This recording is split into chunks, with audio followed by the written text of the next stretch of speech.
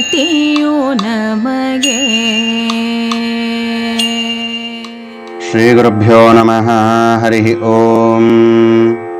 ಕಲ್ಯಾಣಾದ್ಭುತಗಾತ್ರಾಯ ಕಾಮಿತಾರ್ಥಪ್ರದಾಯಿನೇ ಶ್ರೀಮದ್ವೆಂಕಟನಾಥಾಯ ಶ್ರೀನಿವಾಸಾಯ ತೇ ನಮಃ.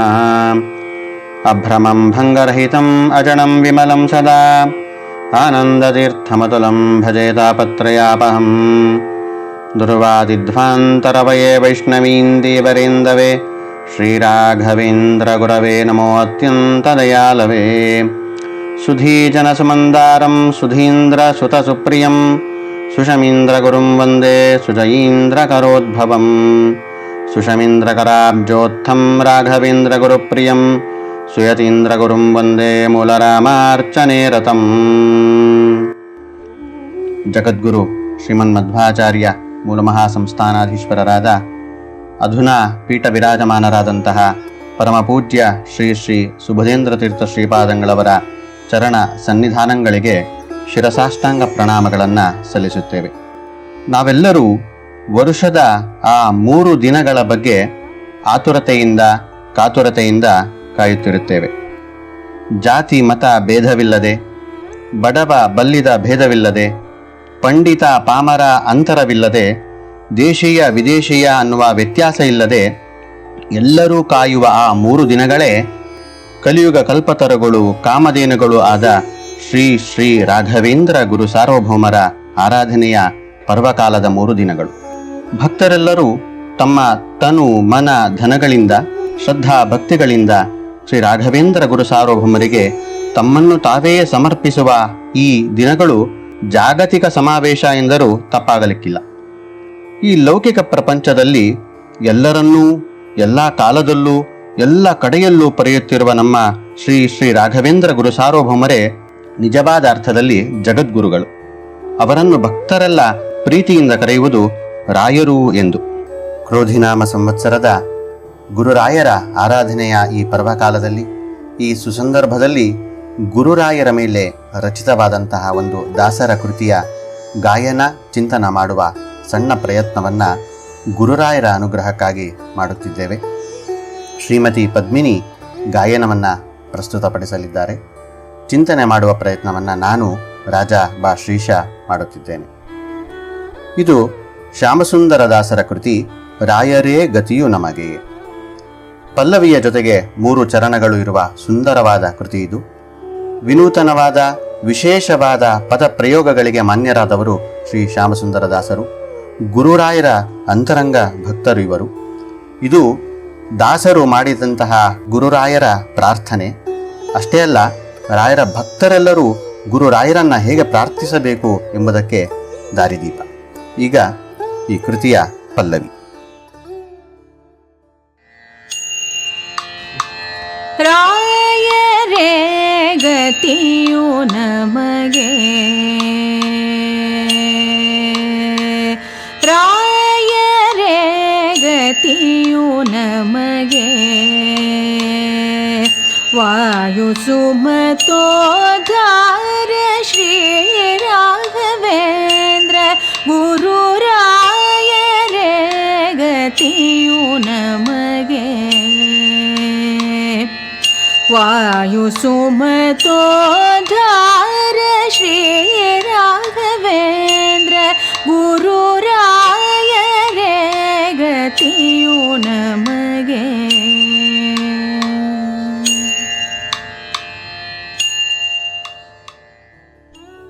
ಜೀವನದ ಪ್ರತಿಯೊಂದು ಹಂತದಲ್ಲೂ ರಾಯರೇ ಗತಿಯು ನಮಗೆ. ವಿದ್ಯಾಭ್ಯಾಸ ಚೆನ್ನಾಗಿ ಆಗಬೇಕಾದರೆ ರಾಯರೇ ಬೇಕು. ಆರೋಗ್ಯ ಸಮಸ್ಯೆಗಳು ಸುಧಾರಣೆಯಾಗಿ ಚೆನ್ನಾಗಿರಬೇಕಾದರೆ ರಾಯರೇ ಬೇಕು. ಬಡತನವಿದೆ, ಅದು ಕಳೆದು ಸಂಪತ್ತು ಬೇಕಾದರೆ ರಾಯರೇ ಬೇಕು. ಒಳ್ಳೆಯ ಉದ್ಯೋಗ ಬೇಕಾದರೆ ರಾಯರೇ ಬೇಕು. ಒಳ್ಳೆಯ ವರ ವಧು ಸಿಗಲಿ ಅಂತ ಮಾಡುವ ಪ್ರಾರ್ಥನೆ ರಾಯರಲ್ಲೇ ತಾನೆ. ಮುಂದೆ ಸಂತಾನದ ಕೊರತೆಯಾದರೆ ಸೇವೆ ಮಾಡಿ ಫಲ ಪಡೆಯಲು ಮಾಡುವ ಪ್ರಾರ್ಥನೆ ರಾಯರಲ್ಲೇ. ಇದೆಲ್ಲ ಲೌಕಿಕ ಆಯಿತು. ಇನ್ನು ಧರ್ಮದ ಮಾರ್ಗದಲ್ಲಿ ನಡೆಯಲು ರಾಯರೇ ಬೇಕು. ಆಧ್ಯಾತ್ಮ ಶಿಕ್ಷಣಕ್ಕಂತೂ ರಾಯರು ಬೇಕೇ ಬೇಕು. ಹಾಗೆಯೇ ಶಾಶ್ವತ ಸುಖ ಇರುವಂತಹ ಮುಕ್ತಿಯ ಅವಸ್ಥೆಯನ್ನು ಹೊಂದಲು ಕೂಡ ರಾಯರು ಬೇಕೇ ಬೇಕು. ಅದಕ್ಕೆ ದಾಸರು ಹೇಳ್ತಾ ಇದ್ದಾರೆ, ರಾಯರೇ ಗತಿಯು ನಮಗೆ. ಇವರು ಎಂತಹ ರಾಯರು ಅಂದರೆ ಶ್ರೀರಾಘವೇಂದ್ರ ಗುರು ರಾಯರೇ ಗತಿಯು ನಮಗೆ ಎಂದರು ದಾಸರು. ರಾಘವೇಂದ್ರ ಎನ್ನುವುದು ಶ್ರೀರಾಮಚಂದ್ರ ದೇವರ ಹೆಸರು. ಇದು ವಾಯುದೇವರ ಹೆಸರು ಕೂಡ. ನಮ್ಮ ಗುರುರಾಯರಲ್ಲೂ ಭಗವಂತನ ವಿಶೇಷ ಸನ್ನಿಧಾನ ಇದೆ. ಪ್ರಹ್ಲಾದಾಷ್ಟಸ್ಮಿ ದೈತ್ಯಾನಾಂ ಎಂದು ಭಗವಂತನೇ ಹೇಳಿದ್ದಾನೆ. ಹರಿದಾಸರಂತೂ ರಾಯರ ವೃಂದಾವನದಲ್ಲಿ ರಾಮ, ಕೃಷ್ಣ, ನರಹರಿ, ವೇದವ್ಯಾಸಾದಿ ರೂಪಗಳನ್ನು ಕೊಂಡಾಡಿದ್ದಾರಲ್ವ. ಇನ್ನು ವಾಯುದೇವರ ಸತತ ಆವೇಶಯುಕ್ತರಾದವರು ನಮ್ಮ ರಾಯರು. ವಾಯುನಾಚ ಸಮಾವಿಷ್ಟ ಪ್ರಹ್ಲಾದೋ ನಿತ್ಯ ಭಕ್ತಿಮಾನ್ ಎನ್ನುವ ನರಸಿಂಹ ಪುರಾಣದ ವಾಕ್ಯವೇ ಸಾಕ್ಷಿ. ಜಗತ್ತಿನ ಸರ್ವೋತ್ತಮ ಜೀವೋತ್ತಮ ಶಕ್ತಿಗಳ ವಿಶೇಷ ಸನ್ನಿಧಾನಯುಕ್ತರಾದವರು ನಮ್ಮ ರಾಯರು. ಇದಕ್ಕೆ ಭಗವಂತ ಇವರನ್ನು ಒಂದು ವಿಶೇಷ ಕಾರ್ಯಕ್ಕೆ ನಿಯೋಜನೆ ಮಾಡಿದ. ಇದನ್ನೇ ದಾಸರು ಸೂಚನೆ ಮಾಡ್ತಾ ಇದ್ದಾರೆ. ವಾಯು ಸುಮತೋದ್ಧಾರ ಶ್ರೀರಾಘವೇಂದ್ರ ಗುರು ರಾಯರೇ ಗತಿಯು ನಮಗೆ ಅಂತ. ವಾಯು ಸುಮತೋದ್ಧಾರ ಅಂತ ತಿಳಿಸ್ತಾ ಇದ್ದಾರೆ ದಾಸರು. ವಾಯುದೇವರು ಅವರೇ ಶ್ರೀಮನ್ ಮಧ್ವಾಚಾರ್ಯರಾಗಿ ಅವತಾರವನ್ನು ತಾಳಿದರು. ಭಗವಂತನಿಗೆ ಪ್ರಿಯವಾದಂತಹ ಶ್ರುತಿ ಸ್ಮೃತಿ ಸಮ್ಮತವಾದ ತತ್ವವಾದವನ್ನು ಸ್ಥಾಪನೆ ಮಾಡಿದವರು ನಮ್ಮ ಆಚಾರ್ಯ ಮಧ್ವರು. ಅದರಿಂದ ಈ ಮತವೇ ಸುಮತ. ಶ್ರೀ ಮಧ್ವಾಚಾರ್ಯರ ಈ ಮತಕ್ಕೆ ಅವರು ರಚನೆ ಮಾಡಿದ ಗ್ರಂಥಗಳಿಗೆ ಪದ್ಮನಾಭ ತೀರ್ಥರು, ಜಯತೀರ್ಥರು ಆದಿಯಾಗಿ ಟೀಕೆಗಳನ್ನು ರಚನೆ ಮಾಡಿದ್ದಾರೆ. ಆದರೆ ನಮ್ಮ ಗುರುರಾಯರು ಎಲ್ಲ ಭಾಷ್ಯ ಟೀಕಾಗಳಿಗೆ ಅವಿರುದ್ಧವಾದ ಸಮ್ಮತವಾದ ಟಿಪ್ಪಣಿಗಳನ್ನು ಬರೆದಿದ್ದಾರೆ. ಇದು ರಾಯರು ಮಾಡಿದಂತಹ ಮಹದುಪಕಾರ. ಗುರುರಾಯರು ಉಪನಿಷತ್ತುಗಳಿಗೆ, ಬ್ರಹ್ಮಸೂತ್ರಗಳಿಗೆ ನೇರವಾದ ವ್ಯಾಖ್ಯಾನವನ್ನು ಮಾಡಿದ್ದಾರೆ. ಅದಕ್ಕೆ ಆಚಾರ್ಯ ಮಧ್ವರು ಬರೆದಂತಹ ಭಾಷ್ಯಕ್ಕೂ ವ್ಯಾಖ್ಯಾನ ಮಾಡಿದ್ದಾರೆ. ಆ ಭಾಷ್ಯಕ್ಕೆ ಬರೆದ ಟೀಕೆಗಳಿಗೂ ವ್ಯಾಖ್ಯಾನ ಮಾಡಿದ್ದಾರೆ. ಇದು ನಮ್ಮ ರಾಯರ ವಿಶೇಷತೆ. ಅದಕ್ಕೆ ದಾಸರು ಹೇಳ್ತಾ ಇರೋದು ವಾಯು ಸುಮತೋದ್ಧಾರ ಎಂದು. ಇದನ್ನೇ ಅಪ್ಪಣ್ಣಾಚಾರ್ಯರು ಕೂಡ ಗುರುಸ್ತೋತ್ರದಲ್ಲಿ ಶ್ರೀಮಧ್ವ ಮತವರ್ಧನ ಎಂದು ಕೊಂಡಾಡಿದ್ದಾರೆ. ಈ ಮುಂದಿನ 3 ಚರಣಗಳಲ್ಲಿ ಶ್ರೀ ಶ್ಯಾಮಸುಂದರದಾಸರು ಅನೇಕ ಉದಾಹರಣೆಗಳ ಮೂಲಕ ರಾಯರೇ ಗತಿಯು ನಮಗೆ ಹೇಗೆ ಎನ್ನುವುದನ್ನು ಬಹಳ ಸುಂದರವಾಗಿ ವಿವಿಧ ಉದಾಹರಣೆಗಳ ಮೂಲಕ, ದೃಷ್ಟಾಂತಗಳ ಮೂಲಕ ತಿಳಿಸ್ಕೊಡ್ತಾರೆ. ಒಂದೊಂದು ದೃಷ್ಟಾಂತವೂ ಬಹಳ ವಿಶಿಷ್ಟವಾಗಿದೆ. ರಾಯರ ಮಹಿಮೆಯನ್ನು, ಅವರ ಅನುಗ್ರಹವನ್ನು ವಿವಿಧ ಆಯಾಮಗಳಿಂದ ನೋಡುವ ಪ್ರಯತ್ನ ಇದಾಗಿದೆ. ಈಗ ಮೊದಲನೆಯ ಚರಣ. ಶುಕಪಿಕ ಮೊದಲಾದ ವಿಕುಲಕ್ಕೆ ಮಧುರ ಫಲ ಯುಕುತಮಾಗಿ ಹಚೂತ ಸುಕು ಜಗತಿಯು. ಶುಕಪಿಕ ಮೊದಲಾದ ವಿಕುಲಕ್ಕೆ ಮಧುರ ಫಲ ಯುಕುತಮಾಗಿ ಹಚೂತ ಸುಕು ಜಗತಿಯು. ಮುಕುತಿಗೆ ಸುಜ್ಞಾನ ಭಕುತಿ ವಿರಕುತಿ ಗತಿಯೋ. ಮುಕುತಿಗೆ ಸುಜ್ಞಾನ ಭಕುತಿ ವಿರಕುತಿ ಗತಿಯೋ. ಅಕಳಂಕ ಶ್ರೀಮಂತ್ರ ಮಂದಿರದಿ ನೆಲೆಸಿ ಪರಾಯರೇ ಗತಿಯು ನಮಗೆ. ಮುಕುತಿಗೆ ಸುಜ್ಞಾನ ಭಕುತಿ ವಿರಕುತಿ ಗತಿಯೋ. ಅಕಳಂಕ ಶ್ರೀಮಂತ್ರ ಮಂದಿರದಿ ನೆಲೆಸಿ ಪರಾಯರೇ ಗತಿಯು ನಮಗೆ. ವಾಯು ಸುಮತೋದ್ಧಾರ ಶ್ರೀ ರಾಘವೇಂದ್ರ ಗುರು ರಾಯರೇ ಗತಿಯು ನಮಗೆ.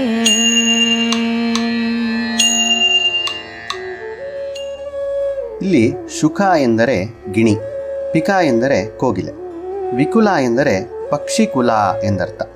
ವಿ ಎನ್ನುವ ಶಬ್ದಕ್ಕೆ ಸುಮಾರು ಅರ್ಥಗಳಿವೆ. ವಿ ಎಂದರೆ ಕಣ್ಣು, ಆಕಾಶ, ವಾಯು, ಪರಮಾತ್ಮ, ಪಕ್ಷಿ ಹೀಗೆ. ಪ್ರಸ್ತುತ ವಿ ಎಂದರೆ ಪಕ್ಷಿ ಎನ್ನುವ ಅರ್ಥದಿಂದ ವಿಕುಲ ಎಂದರೆ ಪಕ್ಷಿಕುಲ ಎಂದರ್ಥ. ಗಿಣಿ, ಕೋಗಿಲೆ ಮುಂತಾದ ಪಕ್ಷಿಗಳು ಮಧುರ ಫಲ ಸಹಿತವಾದ ವೃಕ್ಷಗಳನ್ನು ಆಶ್ರಯಿಸುತ್ತವೆ. ಇಲ್ಲಿ ವೃಕ್ಷಗಳು ಎನ್ನುವುದಕ್ಕೆ ದಾಸರು ಬಳಸಿದಂತಹ ಪದ ಕುಜ, ಸುಕುಜ ಗತಿಯೋ ಅಂತ. ಕು ಎಂದರೆ ಭೂಮಿ, ಕುಜ ಎಂದರೆ ಭೂಮಿಯ ಮೇಲೆ ಹುಟ್ಟಿರುವ ವೃಕ್ಷಗಳು ಎಂದರ್ಥ. ವೃಕ್ಷಗಳು ಕುಜ ಆದರೆ ಸುಕುಜ ಯಾವುದು ಅಂದರೆ ಚೂತ ಸುಕುಜ ಗತಿಯೋ. ಚೂತ ಅಂದರೆ ಮಾವಿನ ಮರ ಅಂತ. ಸೊ ವೃಕ್ಷಗಳಲ್ಲಿ ಉತ್ತಮವಾದದ್ದು ಮಾವಿನ ಮರ. ಯಾಕೆ? ಫಲಗಳ ರಾಜ ಅಂತ ಕರೆಸಿಕೊಳ್ಳೋದು ಮಾವು. ಅದರಿಂದ ಆ ಫಲಗಳ ರಾಜನನ್ನು ಹೊಂದಿರುವಂತಹ ಮರವೇ ಶ್ರೇಷ್ಠವಾದ ಮರ. ಅದಕ್ಕೆ ದಾಸರು ಚೂತ ಸುಕುಜ ಗತಿಯೋ ಅಂತ ಪದಪ್ರಯೋಗವನ್ನು ಮಾಡಿದ್ದಾರೆ.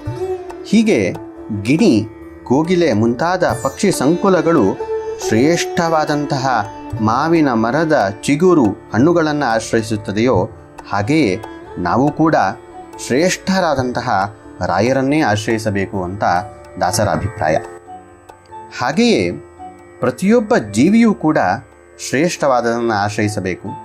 ಯಾವುದದು ಅಂದರೆ ಧರ್ಮ, ಅರ್ಥ, ಕಾಮ, ಮೋಕ್ಷಗಳೆಂಬ ಚತುರ್ವಿಧ ಪುರುಷಾರ್ಥಗಳಲ್ಲಿ ಅತ್ಯಂತ ಶ್ರೇಷ್ಠವಾದದ್ದು ಶಾಶ್ವತ ಶುದ್ಧ ಸುಖರೂಪವಾದ ಮೋಕ್ಷ ಅಥವಾ ಮುಕುತಿ. ಈ ಮುಕುತಿಯನ್ನು ಪಡೆಯಲು ಸಾಧನಗಳೇ ಜ್ಞಾನ, ಭಕುತಿ, ವೈರಾಗ್ಯ. ಸಾಮಾನ್ಯ ಜ್ಞಾನ, ಭಕುತಿ, ವೈರಾಗ್ಯ ಅಂತ ಹೇಳಿಲ್ಲ ದಾಸರು. ಸುಜ್ಞಾನ ಭಕುತಿ ವಿರಕುತಿ ಗತಿಯು ಅಂದರು. ಅಂದರೆ ಸುಜ್ಞಾನ, ಸುಭಕುತಿ, ಸುವೈರಾಗ್ಯಗಳೇ ಮುಕುತಿಗೆ ಮುಖ್ಯ ಸಾಧನಗಳು. ಮೊದಲು ವಿಷಯ ಪದಾರ್ಥಗಳಲ್ಲಿ ನಮಗೆ ವೈರಾಗ್ಯ ಬೇಕು. ಅದು ಜ್ಞಾನಿಗಳು ಮಾಡುವ ಉಪದೇಶದ ಜ್ಞಾನದಿಂದ ಸಾಧ್ಯ ಆಗತ್ತೆ. ಭಗವಂತನ ಭಗವದ್ಭಕ್ತರ ಜ್ಞಾನವನ್ನು ಪಡೆಯುತ್ತಾ ಅವನಲ್ಲಿ ನಮಗೆ ಪ್ರೀತಿಯುಂಟಾಗುತ್ತದೆ. ಅದೇ ಭಕುತಿ.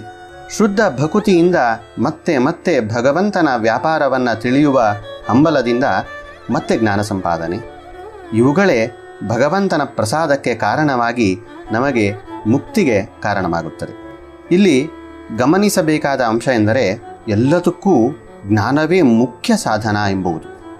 ನಹಿ ಜ್ಞಾನೇನ ಸದೃಶಂ ಪವಿತ್ರಮಿಹ ವಿದ್ಯತೆ, ಜ್ಞಾನೀತು ಆತ್ಮೈವ ಮೇ ಮತಂ ಎನ್ನುವ ಮಾತುಗಳೇ ಸಾಕ್ಷಿ. ದಾಸರು ಹೇಳಿದ ಮತ್ತೊಂದು ಅಂಶ ಅಂದರೆ ಸುಜ್ಞಾನ ಎಂದು. ಇದು ಬರೀ ಜ್ಞಾನ ಮುಕ್ತಿಗೆ ಕಾರಣ ಅಲ್ಲ, ಸುಜ್ಞಾನವೇ ಮುಕ್ತಿಗೆ ಕಾರಣ. ಆ ಸುಜ್ಞಾನ ಅಂದರೆ ಆ ಒಳ್ಳೆಯ ಜ್ಞಾನ ಆನಂದ ತೀರ್ಥ ಭಗವತ್ಪಾದಾಚಾರ್ಯರು ತಿಳಿಸಿಕೊಟ್ಟಂತಹ ಜ್ಞಾನ. ಅದೇ ಸುಜ್ಞಾನ, ಅದೇ ಮುಕ್ತಿಗೆ ಕಾರಣ. ಇಲ್ಲಿ ಪಕ್ಷಿಗಳ ಉದಾಹರಣೆಗಳನ್ನು ಹೇಳುತ್ತಾ ಜ್ಞಾನ, ಭಕುತಿ, ವೈರಾಗ್ಯಗಳ ಉದಾಹರಣೆ ಹೇಳಲು ಒಂದು ವಿಶೇಷತೆ ಇದೆ. ಜ್ಞಾನ, ಭಕುತಿ, ವೈರಾಗ್ಯಗಳನ್ನು ಜ್ಞಾನಿಗಳು ಪಕ್ಷಿಗೆ ಹೋಲಿಸುತ್ತಾರೆ. ಪಕ್ಷಿಯ ದೇಹವೇ ಜ್ಞಾನ, ಅದರ ಎರಡು ರೆಕ್ಕೆಗಳೇ ಭಕುತಿ, ವೈರಾಗ್ಯಗಳು. ಹೇಗೆ ಪಕ್ಷಿಯು ತನ್ನ ಎರಡು ರೆಕ್ಕೆಗಳನ್ನು ಬಡಿಯುತ್ತಾ ಮೇಲಕ್ಕೆ ಹಾರುತ್ತದೆಯೋ ಹಾಗೆ ಜೀವಿಯೂ ಕೂಡ ಜ್ಞಾನದ ಜೊತೆಗೆ ಭಕುತಿ, ವೈರಾಗ್ಯಗಳಿಂದ ಕೂಡಿ ಎತ್ತರಕ್ಕೆ ಏರಬೇಕು, ಮುಕುತಿಗೆ ಹಾರಬೇಕು. ಈ ಜ್ಞಾನ, ಭಕುತಿ, ವೈರಾಗ್ಯಗಳು ಸಿಗಬೇಕಾದರೆ ಶ್ರೀಮಂತ್ರ ಮಂದಿರದಿ ನೆಲೆಸಿರುವ ರಾಯರ ಅನುಗ್ರಹ ಬೇಕೇ ಬೇಕು. ಅದಕ್ಕೆ ರಾಯರೇ ಗತಿಯು ನಮಗೆ. ಮಂತ್ರ ಮಂದಿರ ಎಂದರೆ ಮಂತ್ರಾಲಯ. ಇದನ್ನೇ ಗೋಪಾಲದಾಸರು ವಿವರಿಸುತ್ತಾ ಮಂತ್ರ ಸಿದ್ಧಿಯ ಕ್ಷೇತ್ರ ಇದ ನೋಡಿ ಕೋವಿದರು ಮಂತ್ರ ಪ್ರತಿಪಾದ್ಯ ಶ್ರೀ ಗೋಪಾಲ ವಿಠಲನಿಂದ ಎಂದು ಕೊಂಡಾಡಿದ್ದಾರೆ. ದಾಸರು ರಾಯರಿಗೆ ಇನ್ನೊಂದು ವಿಶೇಷಣವನ್ನು ಹೇಳಿದರು, ಅಕಳಂಕ ಎಂದು. ರಾಯರ ಜೀವನ, ಬೋಧನ ಎಲ್ಲವೂ ಕಳಂಕರಹಿತ. ಅದಕ್ಕೆ ಅವರು ಅಕಳಂಕರು. ಅಷ್ಟೇ ಅಲ್ಲ, ರಾಯರ ಸಂಪರ್ಕವಿದ್ದವರೂ ಕೂಡ ಅಕಳಂಕರೇ ಆಗುತ್ತಾರೆ. ಹೇಗೆ? ವಿಚಾರ ಮಾಡೋಣ ನೋಡಿ. ನಮ್ಮ ರಾಜ್ಯದಲ್ಲಿರುವ ಮುಖ್ಯ ನದಿಗಳು 3: ಕಾವೇರಿ, ಕೃಷ್ಣ, ತುಂಗಭದ್ರಾ. ಕಾವೇರಿ ನದಿಯ ವಿಚಾರದಲ್ಲಿ ವಿವಾದವಿದೆ, ಕೃಷ್ಣೆಯ ವಿಚಾರದಲ್ಲೂ ಕೂಡ. ಆದರೆ ತುಂಗಭದ್ರೆ ವಿವಾದರಹಿತೆ, ಅಕಳಂಕೆ, ರಾಯರಂತೆ. ಇದು ಸಾಧ್ಯವಾದದ್ದು ಆ ತುಂಗಭದ್ರೆ ಗುರು ರಾಯರ ಬಳಿ ಹರಿದಿದ್ದರಿಂದಲೇ ಎನ್ನುವುದು ವೇದ್ಯವಾಗುತ್ತದೆ. ಇಂತಹ ಮಹಿಮಾನ್ವಿತರಾದಂತಹ, ಅಕಳಂಕರಾದಂತಹ ಮಂತ್ರ ಮಂದಿರದಿ ನೆಲೆಸಿರುವ ಆ ರಾಯರೇ ಗತಿಯು ನಮಗೆ.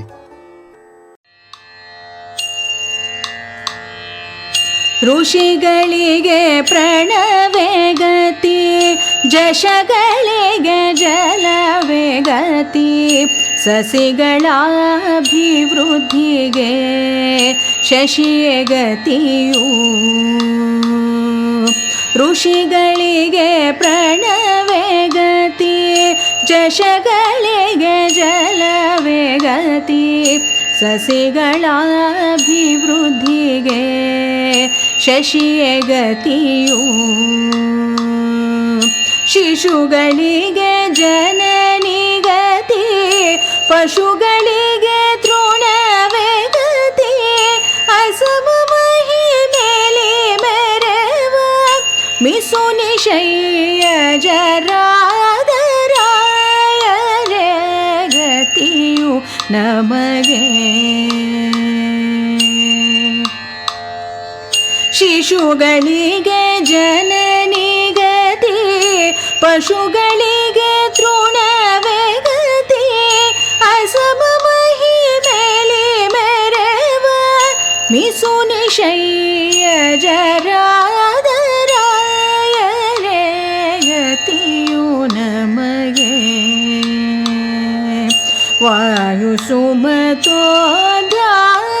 ಶ್ರೀ ರಾಘವೇಂದ್ರ ಗುರುರಾಯರೇ ಗತಿಯು ನಮಗೆ.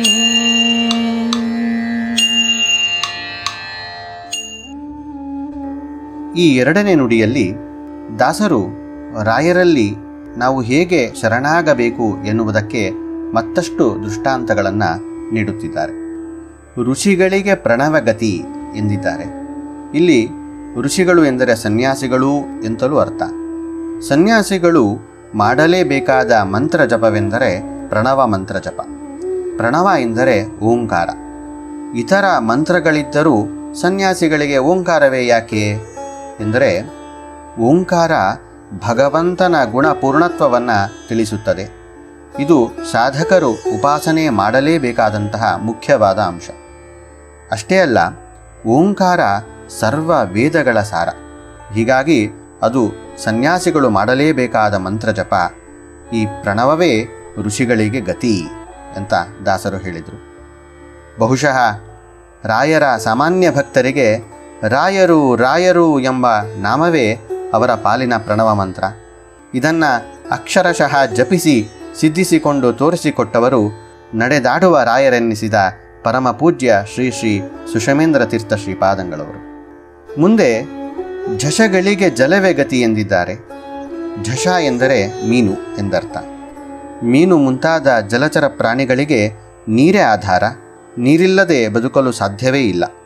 ಹೀಗೆ ರಾಯರ ಭಕ್ತರಿಗೆ ರಾಯರಿಲ್ಲದೆ ಬದುಕಲು ಸಾಧ್ಯವೇ ಇಲ್ಲ. ಅದಕ್ಕೆ ರಾಯರೇ ಗತಿಯು ನಮಗೆ. ಸಸಿಗಳ ಅಭಿವೃದ್ಧಿಗೆ ಶಶಿಯ ಗತಿಯೋ ಎಂದರು ದಾಸರು. ಇದೊಂದು ವಿಶಿಷ್ಟವಾದಂತಹ ದೃಷ್ಟಾಂತ. ಗಿಡ, ಮರ, ಸಸಿ, ಬಳ್ಳಿಗಳಿಗೆ ಸೂರ್ಯನೂ ಬೇಕು, ಚಂದ್ರನೂ ಬೇಕು. ಸಸಿಗಳು ಸೂರ್ಯನ ಕಿರಣದಿಂದ ಹರಿತ್ ಎಂಬ ಆಹಾರವನ್ನು ತಯಾರು ಮಾಡುತ್ತವಂತೆ. ಆದರೆ ತಯಾರಾದ ಆ ಆಹಾರವನ್ನು ಈ ಸಸ್ಯಗಳು ಸ್ವೀಕಾರ ಮಾಡುವುದು ಚಂದ್ರನ ತಂಪಾದ ಬೆಳದಿಂಗಳಲ್ಲಿ. ಚಂದ್ರನ ಶೀತಲ ಕಿರಣಗಳೇ ಸಸ್ಯಗಳ ಅಭಿವೃದ್ಧಿಗೆ ಕಾರಣ. ಅದಕ್ಕೆ ಚಂದ್ರನಿಗೆ ಔಷಧಿಗಳ ಒಡೆಯ, ಔಷಧಾಧಿಪ ಎಂದು ಕರೆಯುತ್ತಾರೆ. ನಮ್ಮ ರಾಯರೂ ಹಾಗೆ ತಾನೆ. ರಾಯರ ಅನುಗ್ರಹವೆಂಬ ತಂಪಾದ ಕಿರಣದಲ್ಲಿ ಅಭಿವೃದ್ಧಿ ಹೊಂದುವ ಸಸ್ಯಗಳು ನಾವು. ಅದಕ್ಕೆ ರಾಯರೇ ಗತಿಯು ನಮಗೆ. ದಾಸರು ಕೊಟ್ಟ ಇನ್ನೊಂದು ದೃಷ್ಟಾಂತ ಶಿಶುಗಳಿಗೆ ಜನನಿ ಗತಿ ಎಂದು. ಪುಟ್ಟ ಮಕ್ಕಳಿಗೆ ಅಮ್ಮ ಬೇಕೇ ಬೇಕು. ಅಪ್ಪನ ಅಕ್ಕರೆ ಭದ್ರತೆ ಇದ್ದರೂ ಮಕ್ಕಳಿಗೆ ಅಮ್ಮನ ಆಸರೆಯೇ ಮುಖ್ಯ. ಒಂದು ಗಾದೆ ಇದೆ, ಗಂಡಸಿನ ಕೈಯಲ್ಲಿ ಕೂಸು ನಿಲ್ಲೋದಿಲ್ಲ ಎಂದು. ಮಕ್ಕಳ ವಿಷಯದಲ್ಲಿ ಅಮ್ಮನಿಗೆ ಸರಿಸಾಟಿ ಯಾರೂ ಇಲ್ಲ. ನಹಿ ಮಾತೃ ಸಮೋ ಬಂಧು ಬಾಲಾನಾಂ ಕ್ಷೀರಜೀವಿನಾಂ ಎನ್ನುವ ಪದ್ಮಪುರಾಣದ ಮಾತು ಇದನ್ನೇ ಹೇಳುತ್ತದೆ. ಮಕ್ಕಳು ತಪ್ಪು ಮಾಡಿದರೂ ಅವರನ್ನು ಕ್ಷಮಿಸಿ ಉಪಚರಿಸಲು ಸಾಧ್ಯವಾಗುವುದು ತಾಯಿಗೆ ಮಾತ್ರ ಅಲ್ವಾ? ಈ ಮಾತೃ ಹೃದಯ ನಮ್ಮ ರಾಯರಲ್ಲೂ ಇದೆ. ನಾವು ಮಾಡಿದ ತಪ್ಪುಗಳನ್ನೆಲ್ಲ ಮನ್ನಿಸಿ ಪೊರೆಯುವ ತಾಯಿ ಸ್ಥಾನದಲ್ಲಿರುವವರೇ ನಮ್ಮ ರಾಯರು. ಅದಕ್ಕೆ ರಾಯರೇ ಗತಿಯು ನಮಗೆ. ಇನ್ನು ಪಶುಗಳಿಗೆ ತೃಣವೇ ಗತಿ ಎಂದರು ದಾಸರು.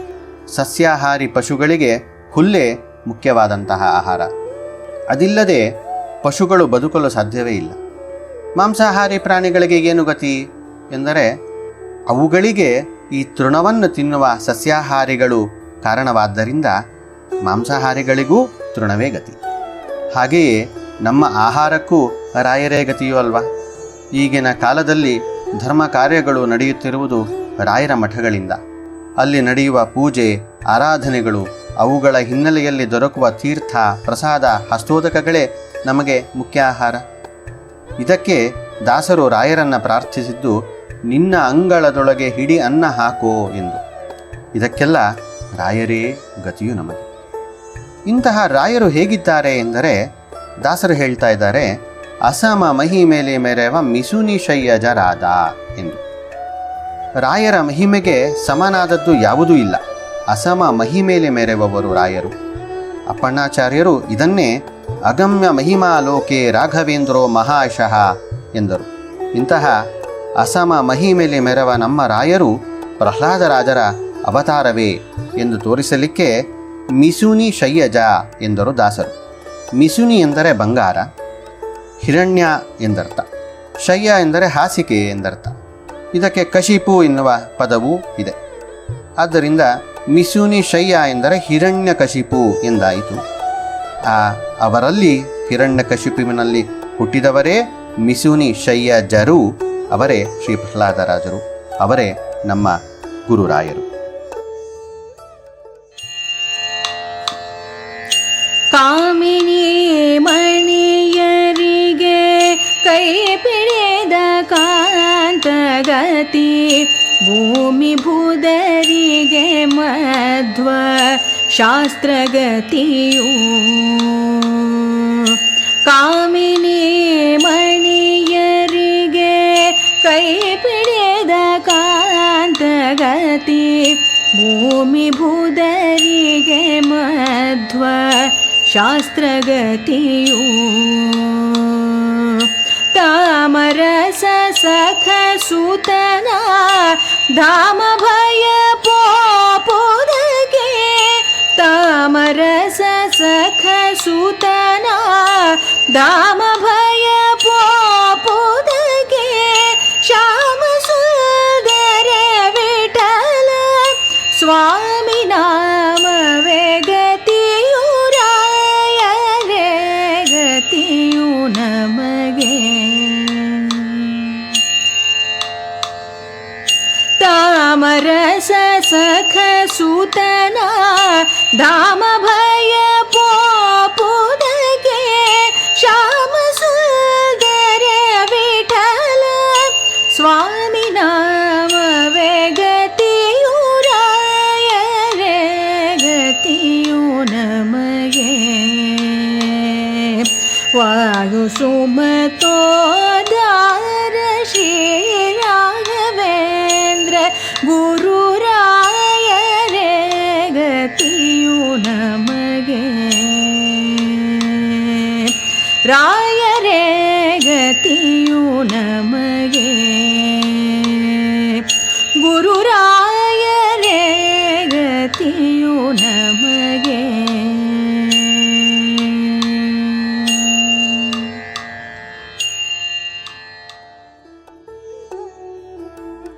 ಈ ಕೊನೆಯ ಚರಣದಲ್ಲಿ ದಾಸರು ಮತ್ತಷ್ಟು ದೃಷ್ಟಾಂತಗಳಿಂದ ರಾಯರು ನಮಗೆ ಹೇಗೆ ಆಸರೆ ಎಂಬ ವಿಚಾರವನ್ನು ಮತ್ತಷ್ಟು ದೃಢ ಮಾಡುತ್ತಾ ಇದ್ದಾರೆ.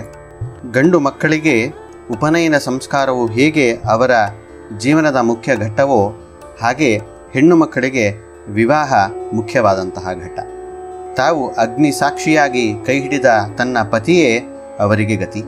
ಕೈ ಹಿಡಿದ ಹೆಣ್ಣಿನ ಸುಖ, ಶಾಂತಿ, ನೆಮ್ಮದಿ, ರಕ್ಷಣೆ, ಸಾಧನೆ ಎಲ್ಲದಕ್ಕೂ ಕೈ ಹಿಡಿದ ಗಂಡನೇ ಆಧಾರ. ಇದು ಅವರಿಬ್ಬರೂ ಜೀವನದ ಕೊನೆಯ ಕ್ಷಣದವರೆಗೂ ಅನ್ವಯಿಸುತ್ತದೆ. ಹೀಗೆಯೇ ನಮ್ಮ ಸುಖ, ಶಾಂತಿ, ನೆಮ್ಮದಿ, ರಕ್ಷಣೆ, ಸಾಧನೆಗೆ ರಾಯರೇ ಗತಿಯು ನಮಗೆ. ದಾಸರು ಹೇಳಿದ ಇನ್ನೊಂದು ದೃಷ್ಟಾಂತ ಭೂಮಿ ಬುಧರಿಗೆ ಮಧ್ವ ಶಾಸ್ತ್ರಗತಿಯೋ ಎಂದು. ಇಲ್ಲಿ ಭೂಮಿ ಬುಧರು ಎಂದರೆ ಭೂಸುರರು, ಹಾಗೆಂದರೆ ಬ್ರಾಹ್ಮಣರು ಎಂದರ್ಥ. ಬ್ರಾಹ್ಮಣರು ಎಂದರೆ ಪರಬ್ರಹ್ಮನನ್ನು ತಿಳಿಯುವ ಅಪೇಕ್ಷೆ ಉಳ್ಳವರು, ತಿಳಿಯುವ ಹಾದಿಯಲ್ಲಿರುವವರು ಎನ್ನಬಹುದು. ಹಾಗಾದರೆ ಪರಬ್ರಹ್ಮನನ್ನು ತಿಳಿಯಲು ಹೊರಟವರಿಗೆ ಆಚಾರ್ಯ ಮಧ್ವರು ಕೊಟ್ಟ ತತ್ವವಾದವೆಂಬ ಶಾಸ್ತ್ರವೇ ಗತಿಯು. ಜಗತ್ತಿನಲ್ಲಿರುವ ಭೇದ, ಜೀವಿಗಳ ತಾರತಮ್ಯ, ಭಗವಂತನ ಜ್ಞಾನ ಆನಂದಾದಿ ಕಲ್ಯಾಣ ಗುಣಗಳ ಚಿಂತನೆಯ ಹಿನ್ನೆಲೆಯಲ್ಲಿ ಅತ್ಯಂತ ಪ್ರಾಕ್ಟಿಕಲ್ ಆದಂತಹ ಸಿದ್ಧಾಂತ ಶ್ರೀ ಮಧ್ವ ಸಿದ್ಧಾಂತ. ಈ ಮಧ್ವ ಸಿದ್ಧಾಂತದ ಪ್ರಮೇಯಗಳ ಅರಿವಿಗೆ ನಮ್ಮ ಗುರುರಾಯರ ಗ್ರಂಥಗಳು ಬೇಕೇ ಬೇಕು. ಅದಕ್ಕೆ ರಾಯರೇ ಗತಿಯು ನಮಗೆ. ಇನ್ನು ಕೊನೆಯ ಭಾಗದಲ್ಲಿ ಶ್ರೀ ಶ್ಯಾಮಸುಂದರ ದಾಸರ ಒಂದು ವಿಶಿಷ್ಟವಾದ ಸಾಹಿತ್ಯದ ಸೊಬಗು ನಮಗೆ ಕಾಣಸಿಗುತ್ತದೆ. ತಾಮರಸ ಸಖ ಸುತನ ಧಾಮ ಭಯ ಪೋಪುದಕ್ಕೆ ಎಂದು ಪ್ರಯೋಗ ಮಾಡಿದ್ದಾರೆ ದಾಸರು. ಇಲ್ಲಿ ತಾಮರ ಎಂದರೆ ನೀರು, ತಾಮರಸ ಎಂದರೆ ನೀರಿನಲ್ಲಿ ಬೆಳೆಯುವ ಕಮಲ ಎಂದರ್ಥ. ಕಮಲ ಸೂರ್ಯನ ಕಾಂತಿಗೆ ಅರಳುತ್ತದೆ. ಆದ್ದರಿಂದ ತಾಮರಸ ಸಖ ಎಂದರೆ ಸೂರ್ಯ. ಅವನ ಮಗ ಯಮ, ತಾಮರಸ ಸಖ ಸುತ. ಅವನ ಧಾಮ ಎಂದರೆ ಯಮನ ಧಾಮ, ನರಕ ಅಥವಾ ಯಮಲೋಕ. ಹೀಗೆ ತಾಮರಸ ಸಖ ಸುತನ ಧಾಮ ಭಯ ಪೋಪುದಕ್ಕೆ ಅಂದರೆ ಈ ಯಮಲೋಕದ ನರಕದ ಭಯ ಹೋಗಬೇಕಾದರೆ ಒಂದೇ ಒಂದು ಉಪಾಯ, ಅದು ಆ ಭಗವಂತನ ನಾಮಸ್ಮರಣೆ. ಗೋವಿಂದ ಸ್ಮರಣಂ ಪುಂಸಾಂ ಪಾಪರಾಶಿ ಮಹಾಚಲಂ ಅಸಂಶಯಂ ದಹತ್ಯಾಶು ತುಲರಾಶಿ ನಿವಾನಲಃ. ಹತ್ತಿಯ ರಾಶಿ ರಾಶಿಗಳಿದ್ದರೂ ಅದನ್ನು ಒಂದು ಸಣ್ಣ ಬೆಂಕಿಯ ಕಿಡಿ ಸುಟ್ಟು ಭಸ್ಮ ಮಾಡುವಂತೆ ನಮ್ಮ ಪಾಪಗಳು ಬೆಟ್ಟದಷ್ಟೇ ಇದ್ದರೂ ಗೋವಿಂದನ ನಾಮಸ್ಮರಣೆ ಅದನ್ನು ನಿಸ್ಸಂಶಯವಾಗಿ ನಾಶ ಮಾಡುತ್ತದೆ. ಹರಿಕಥಾಮೃತ ಸಾರದ ಈ ಮಾತು ಕೂಡ ಇದನ್ನೇ ಹೇಳುತ್ತದೆ. ಪೇಳಲೊಷವಲ್ಲವೋ ಮಹಾ ಪಾಪಗಳ ಒಂದೇ ಕ್ಷಣದಿ ನಿರ್ಮೂಲಗೈಸಲಿಬೇಕು ಎಂಬುವ ಹರಿನಾಮ ನಾಲಿಗೆಗೆ ಉಳ್ಳವಗೆ ಎಂದು. ಯಾರು ಯಾವಾಗಲೂ ಭಗವಂತನ ನಾಮಸ್ಮರಣೆ, ಭಗವಂತನ ಚಿಂತನೆ ಮಾಡುತ್ತಾರೋ ಅವರಿಗೆ ನರಕ ಯಮಲೋಕದ ಭಯವಿಲ್ಲ ಎನ್ನುವುದನ್ನೇ ಶ್ಯಾಮಸುಂದರ ದಾಸರು ಇಲ್ಲಿ ತಿಳಿಸಿದ್ದಾರೆ. ಈ ಕಲಿಯುಗದಲ್ಲಿ ಭಗವಂತನ ನಾಮಸ್ಮರಣೆ, ಚಿಂತನೆ, ಅದರಿಂದ ವೈರಾಗ್ಯ, ಭಕುತಿ, ಜ್ಞಾನಗಳ ಪ್ರಾಪ್ತಿ, ಅದರಿಂದ ಭಗವಂತನ ಪ್ರಸಾದದ ಮೂಲಕ ಮುಕುತಿಯ ಪ್ರಾಪ್ತಿ, ಈ ಎಲ್ಲದಕ್ಕೂ ಕಲಿಯುಗದ ಜಗದ್ಗುರುಗಳಾದಂತಹ ಕಲ್ಪವೃಕ್ಷ ಕಾಮಧೇನುಗಳಾದಂತಹ ರಾಯರೇ ಗತಿಯು ನಮಗೆ. ಇಲ್ಲಿ ಶ್ಯಾಮಸುಂದರ ವಿಠಲದಾಸರ ಒಂದು ಸೂಕ್ಷ್ಮ ಪದಪ್ರಯೋಗವನ್ನು ನಾವು ಗಮನಿಸಲೇಬೇಕು. ಅವರು ರಾಯರು ಗತಿಯು ನಮಗೆ ಎಂದು ಹೇಳಲಿಲ್ಲ, ರಾಯರೇ ಗತಿಯು ನಮಗೆ ಎಂದು ಹೇಳಿದ್ದಾರೆ. ಇದು ಸಂಸ್ಕೃತ ಭಾಷೆಯ ಏವಕಾರದ ಅರ್ಥವನ್ನು ಕೊಟ್ಟಂತಾಯಿತು. ರಾಯರು ಮಾತ್ರವೇ ಗತಿಯು ನಮಗೆ ಎನ್ನುವ ಅರ್ಥವಾಯಿತು. ಏಕೆ ಹೇಗೆ ಹೇಳಿದ್ದಾರೆ ಎಂಬ ಚಿಂತನೆಯನ್ನು ಮಾಡಿದರೆ, ಸರ್ವೋತ್ತಮನಾದ ಭಗವಂತನ ವಿಶೇಷ ವಿಭೂತಿ ರೂಪ ರಾಯರಲ್ಲಿದೆ. ಜೀವೋತ್ತಮರಾದ ವಾಯುದೇವರ ವಿಶೇಷ ಆವೇಶ ರಾಯರಲ್ಲಿದೆ. ಅಷ್ಟೇ ಅಲ್ಲ, ಅಪ್ಪಣ್ಣಾಚಾರ್ಯರು ಅಷ್ಟೋತ್ತರ ಶತನಾಮಾವಳಿಯಲ್ಲಿ ಹೀಗೆ ತಿಳಿಸುತ್ತಾರೆ: ಓಂ ಶ್ರೀ ಸತತ ಸನ್ನಿಹಿತ ಅಶೇಷ ದೇವತಾ ಸಮುದಾಯಾಯ ನಮಃ ಎಂದು. ಇದರ ಅರ್ಥ ಎಲ್ಲ ದೇವತೆಗಳ ಸಮುದಾಯದ ಸನ್ನಿಧಾನವು ಸತತವಾಗಿ ರಾಯರಲ್ಲಿದೆ. ರಾಯರನ್ನು ಆಶ್ರಯಿಸಿಬಿಟ್ಟರೆ ಭಗವಂತ ವಾಯುದೇವರು ಆದಿಯಾಗಿ ಎಲ್ಲ ದೇವತೆಗಳನ್ನು ಆಶ್ರಯಿಸಿದಂತೆಯೇ ಆಯಿತಲ್ವ. ಅದಕ್ಕೆ ದಾಸರು ರಾಯರೇ ಗತಿಯು ಎನ್ನುವ ಪ್ರಯೋಗ ಮಾಡಿರಬಹುದು. ರಾಯರು ನಮ್ಮೆಲ್ಲರಿಗೂ ಎಲ್ಲ ರೀತಿಯ ಅನುಗ್ರಹವನ್ನು ಮಾಡಿ ಜಗತ್ತಿಗೆ ಸನ್ಮಂಗಳವನ್ನು ಉಂಟು ಮಾಡಿ ನಮಗೆ ಬಂದಿರುವಂತಹ ಈ ದುರ್ಲಭವಾದ ಮನುಷ್ಯ ಜನ್ಮದಲ್ಲಿ ಆಚಾರ್ಯ ಮಧ್ವರ ಶಾಸ್ತ್ರವನ್ನು ಅವಲೋಕನ ಮಾಡಿ ಅಧ್ಯಯನ ಮಾಡಿ ರಾಯರ ಆಶೆಯಂತೆ ನಾವು ನಡೆಯುವಂತಹ ಸೌಭಾಗ್ಯ ನಮಗೆ ಸದಾಕಾಲ ಇರಲಿ.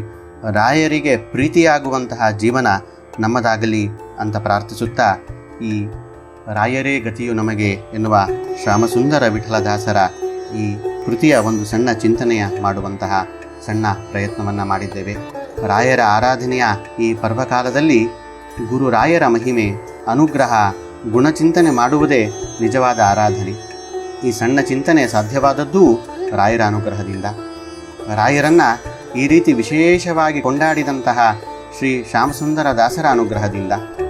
ಈ ಚಿಂತನೆಯಲ್ಲಿ ನಮಗೆ ಮಾರ್ಗದರ್ಶನ ಮಾಡಿದಂತಹ ಶ್ರೀ ಕಿಶನ್ ರಾವ್ ಬೊಮ್ಮನಾಳ ಅವರಿಗೆ ಶಿರಸಾಷ್ಟಾಂಗ ನಮಸ್ಕಾರಪೂರ್ವಕ ಧನ್ಯವಾದಗಳನ್ನು ಅರ್ಪಿಸುತ್ತೇವೆ.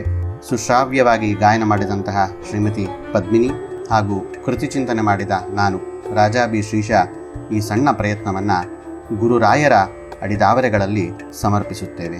ಶ್ರೀ ಕೃಷ್ಣ ಅರ್ಪಣಮಸ್ತು.